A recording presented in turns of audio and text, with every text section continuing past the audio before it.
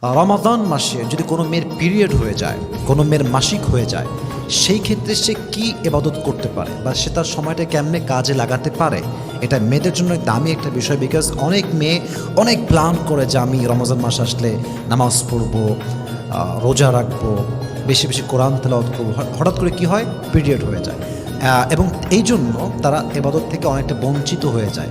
তো তারা এই অবস্থায় কি ইবাদত করতে পারে, আমি কিছুটা টিপস ইসলাম থেকে, কোরআন থেকে, হাদিস থেকে দেওয়ার ট্রাই করবো। রাজি আছেন তো ইনশাআল্লাহ? দেখুন, প্রথম বিষয় মাথায় রাখতে হবে, এই যে পিরিয়ডটা নারীদের হয়, এটা হচ্ছে গড গিফটেড থিং, এটা আল্লাহর পক্ষ থেকে আসছে।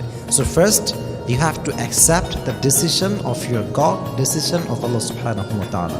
আল্লাহ যা করেছেন, there is must be some খায়র, এখানে অবশ্যই কোনো না কোনো একটা কল্যাণ অবশ্যই আছে, এটা মুমিনের বিশ্বাস। অতএব প্রথমে আপনাকে মাথায় রাখতে হবে যে আমি আল্লাহর কোনো বিধানে নারাজ হয়ে যাব না, আল্লাহর কোনো বিধানে আমি অসন্তুষ্ট হয়ে যাব না। আল্লাহকে বলবো, আল্লাহ তুমি কি আর দিন পাইলা না, আমাকে এই দিনই এটা দিতে হলো না, এটা মুমিনের গুণ নয়। মুমিন বলবে, আল্লাহ তুমি যা দিয়েছো আমি তাতেই খুশি। সুবহানাল্লাহ পড়েন আপনারা। So first you have to accept the decision of your God, আল্লাহর সিদ্ধান্ত মেনে নেওয়া, এটাও কিন্তু বড় একটা সওয়াবের কাজ, যে আল্লাহ আমার সঙ্গে যা করেছেন তাতেই আমি খুশি আছি।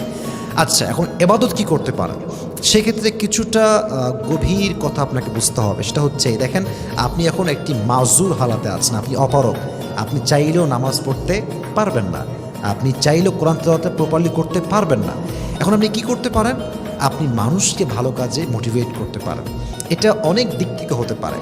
যেমন একজন মেয়ে, তার কাজিন আছে, তার চাচাতো বোন আছে, মামাতো বোন আছে, সে যদি তাকে নিয়ে বসে কিছু হাদিস শিক্ষা দেয়, কিছু ইসলামের শিক্ষা দেয়, ভালো কাজে তাকে লিড করে, গাইড করে, আর সে যদি ভালো কাজটা তার কথা অনুযায়ী করতে পারে, আল্লাহ হাবিব বলেছেন যে ভালো কাজের আদেশ দেয় আর যে ভালো কাজ করে, তার আদেশ শুনে যে এই ভালো কাজটা করলো, সে যে সওয়াবটা পাবে, যে তাকে আদেশ দিয়েছিল এই কাজটা করার জন্য, ওই বান্দাও সেই সেম সওয়াবটাই পাবে। সুবহানাল্লাহ পড়েন। এই জন্য আপনি যদি পিরিয়ড অবস্থায় থাকেন, আপনি দাওয়াতের কাজ করেন। এটা ফেসবুকে হতে পারে, এটা অফলাইনে হতে পারে, এটা সোশ্যাল মিডিয়া হতে পারে, যে কোনো প্ল্যাটফর্মে ভালো কাজ করার ট্রাই করেন দাওয়াতের মাধ্যমে, 1 নাম্বার। 2 নাম্বার, আপনি বেশি বেশি জিকির আজকার পাঠ করেন, সুবহানাল্লাহ, আলহামদুলিল্লাহ, লা ইলাহা ইল্লাল্লাহ, আল্লাহু আকবার। এটা হচ্ছে আফদলুয যিকর, আলা বিযিকরিল্লাহি তাতমাইন্নুল কুলুব।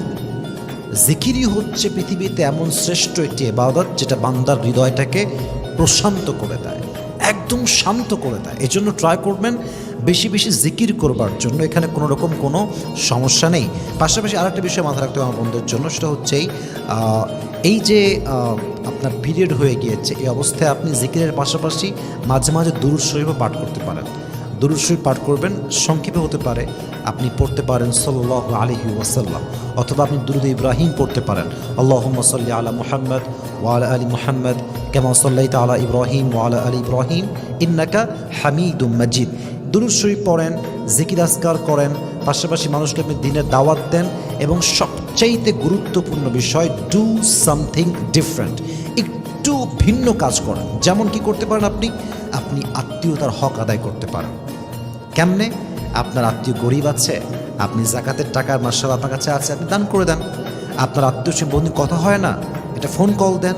মানে ট্রাই করেন ভালো কাজ যত যা হতে পারে, যেখানে অজু লাগে না, গোসল লাগে না, নরমালি যে কোনো সময় করা যায় কাজগুলো, এগুলো করার ট্রাই করেন। তাহলে কী হবে, আপনার রমজান মাসটা কাজে দিবে। আল্লাহ প্রত্যেকটা বোনকে এটা বোঝার তৌফিক দান করুন, সকলেই পড়া আমিন।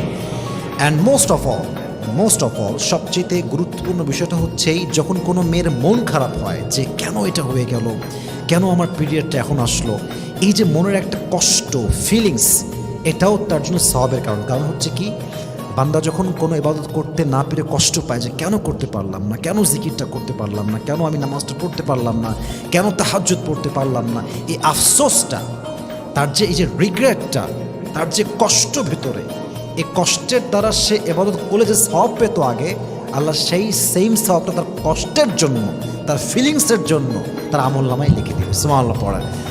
অতএব বোঝা গেল, আপনার যে ভিতরে কষ্ট লাগছে, এটাই হচ্ছে আপনার মুমিন হওয়ার সবচেয়ে বড় একটা পরিচয়। হাদিসে আসছে, ইদা সাররাতকা হাসানাতুকা ওয়া সাআতকা সাইয়্যাতুকা ফাআনতা মুমিন। When your good deeds makes you happy and bad deeds makes you sad, then you are the real মুত্তাকি। যখন বান্দার ভালো কাজ বান্দাকে খুশি দেয় তখন বান্দা মুত্তাকি হতে পারে, মুমিন হতে পারে। আর যখন বান্দার খারাপ কাজ বান্দাকে কষ্ট দেয়, ভেতরে একটা কষ্ট ফিল করায়, তখন তার বোঝা হচ্ছে সে একজন প্রকৃতপক্ষের মুমিন হতে পেরেছে।